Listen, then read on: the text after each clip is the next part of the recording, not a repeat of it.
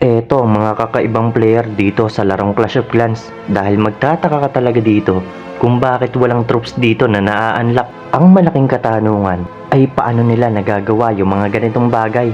Wala din siya ditong ina-unlock na mga spell at wala din siya ditong ina-unlock kahit na isang heroes. Tapos ang malaking nakakapagtaka pa dito ay nakakapagkuha siya dito ng mga loots tulad na lang ng elixir pati na rin ng mga gold. Tapos kung bibisitahin natin dito yung account niya ay eto, meron lang siyang isang cannon. Tapos halos lahat ng base niya ay punong-puno dito ng decoration. Kaya sasagutin natin lahat ng mga kakaibang bagay dito sa larong Clash of Clans. Way back 2012 mga boss, ay pwede talagang ibenta yung mga buildings dito sa larong Clash of Clans. Kaya siguro sa kanya nangyari to, ibenta niya yung mga barracks niya, pati na rin yung iba niyang buildings. Kaya nakamit niya yung ganitong goal sa kanyang account. Pero kung naka-encounter ka na ng ganitong player, ay sigurado 2012 player yan. Eto nga pala yung kanyang player tag. At kung titingnan nyo naman dito mga boss, ay meron siyang rank ngayon. Ibig sabihin, ay naglalaro siya ng rank battle hanggang ngayon. Kaya dumako naman tayo dito sa sunod na kakaibang player. Kung titingnan nyo naman dito mga boss, parang normal lang siya kung titingnan. Tapos Town Hall 1 lang siya.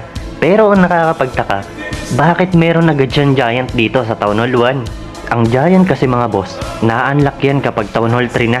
Pero etong player na to mga boss, hindi ko to kayang ipaliwanag. Dahil biruin nyo ba naman ha?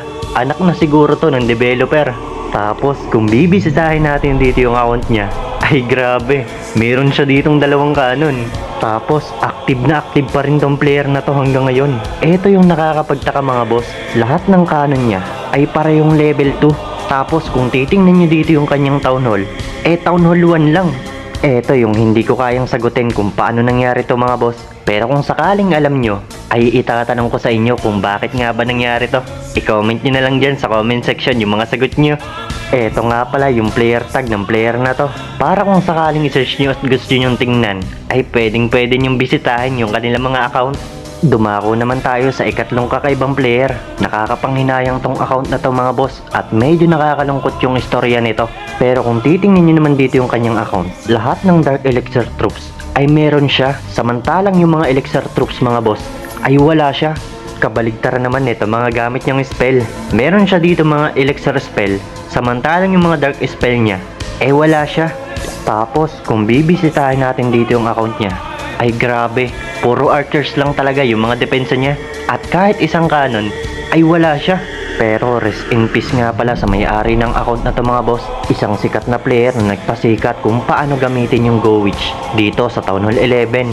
Sayang yung account na to kasi napaka-rare ng account niya. At ang matindi pa dito mga boss, syempre magtataka tayo kung saan ba mapupunta yung account natin kapag namaalam na rin tayo dito sa mundo.